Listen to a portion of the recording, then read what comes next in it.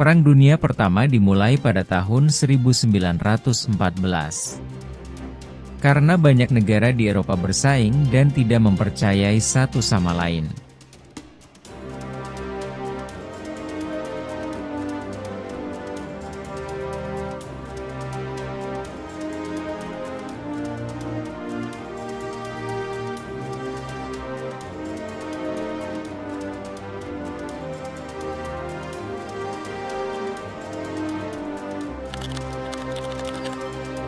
Pada 28 Juni 1914, Franz Ferdinand dan istrinya Sophie dibunuh di Sarajevo, Bosnia, oleh seorang nasionalis Serbia bernama Gavrilo Princip.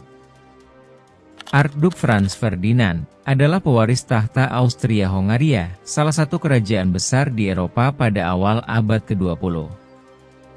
Ia lahir pada tahun 1863 dan menjadi calon penerus kekaisaran setelah pamannya, Kaisar Franz Joseph I.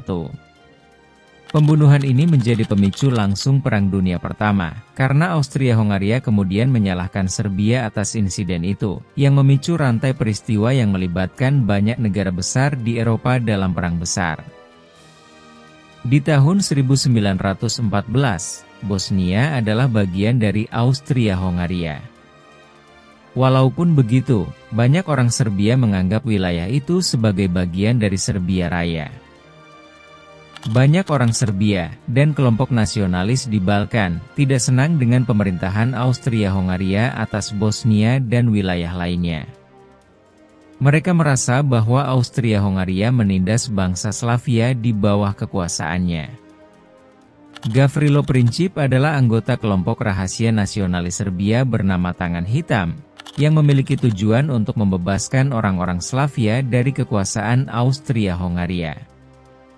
Nasionalis Serbia seperti Gavrilo Princip ingin menciptakan Serbia Raya, yaitu negara yang menyatukan semua orang Serbia dan bangsa Slavia lainnya di wilayah Balkan. Franz Ferdinand sebagai pewaris tahta Austria-Hongaria dilihat sebagai simbol kekuasaan kekaisaran yang mendominasi Balkan. Meskipun sebenarnya Franz Ferdinand mendukung beberapa reformasi untuk memberi lebih banyak hak kepada etnis minoritas di Austria-Hongaria, termasuk bangsa Slavia. Para nasionalis Serbia tetap melihatnya sebagai musuh politik. Meski diserangnya Franz Ferdinand hanya menjadi pemicu awal, konflik yang mendalam antara negara-negara besar sudah lama ada, bahkan sebelum kasus Franz Ferdinand ini terjadi. Sebelum Perang Dunia Pertama, ada beberapa konflik mendalam antara negara-negara besar di Eropa yang menciptakan ketegangan. Negara-negara besar seperti Jerman, Inggris, Prancis, dan Rusia berlomba-lomba memperluas wilayah kekuasaan mereka, baik di Eropa maupun di luar negeri.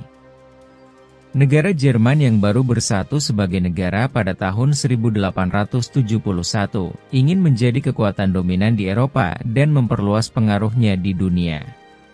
Negara-negara Eropa juga terbagi menjadi dua blok besar, yaitu Blok Triple Alliance, cikal bakal blok sentral, yang terdiri dari Jerman, Austria-Hongaria, dan Italia. Walaupun Italia bersikap netral dan kemudian berpindah blok pada blok sekutu, serta blok sekutu yang meliputi Prancis, Inggris, dan Rusia. Aliansi ini membuat negara-negara tersebut terikat untuk saling membantu. Jika salah satu diserang, memperbesar peluang terjadinya perang besar. Banyak negara ingin memperkuat identitas nasional mereka dan mendirikan negara sendiri, terutama di wilayah Balkan. Serbia misalnya, mereka ingin membebaskan bangsa Slavia dari kendali Austria-Hongaria yang memicu ketegangan di kawasan itu. Negara-negara Eropa juga terlibat dalam perlombaan senjata, terutama antara Jerman dan Inggris. Mereka membangun angkatan laut dan pasukan militer besar-besaran untuk mengantisipasi kemungkinan perang. Persaingan untuk menguasai koloni di Afrika dan Asia menambah ketegangan antara negara-negara besar. Jerman merasa ketinggalan dalam perebutan koloni dibandingkan dengan Inggris dan Prancis yang telah membangun kekaisaran besar di luar Eropa. Menentukan siapa yang memulai Perang Dunia Pertama tidaklah mudah, karena banyak negara terlibat dan ketegangan telah lama membara di Eropa. Dalam narasi yang lebih luas, banyak yang berpendapat bahwa semua negara besar Eropa, pada saat itu sama-sama bertanggung jawab. Mereka telah lama terlibat dalam perlombaan kekuatan, imperialisme, dan membangun aliansi militer yang saling mengikat. Situasinya mirip dengan permainan tarik tambang, di mana satu tindakan kecil, seperti pembunuhan Franz Ferdinand, menjadi pemicu yang menarik semua pihak ke dalam konflik besar. Perang Dunia Pertama dimenangkan oleh kelompok yang dikenal sebagai Blok Sekutu. Blok ini terdiri dari beberapa negara besar, termasuk Inggris, Prancis, Rusia, Amerika Serikat, dan Italia. Sementara Blok Sekutu mengalahkan Blok Sentral, yang terdiri dari Jerman, Austria-Hongaria, Kekaisaran Ottoman, dan Bulgaria.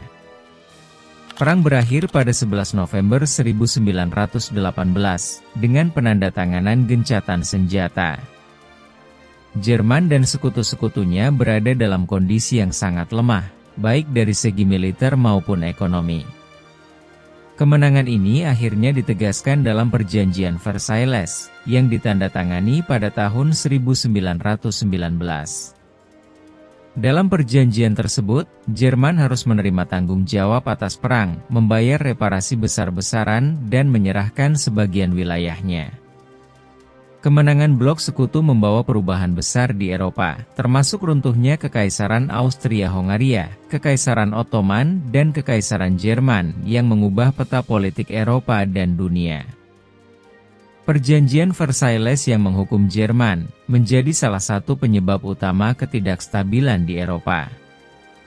Jerman harus membayar reparasi besar dan kehilangan wilayahnya, yang menyebabkan ketidakpuasan di kalangan rakyat Jerman.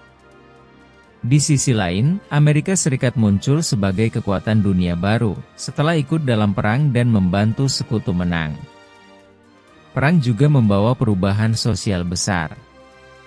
Perempuan mulai bekerja di berbagai sektor selama perang, yang menjadi langkah awal bagi perubahan dalam hak-hak perempuan di banyak negara.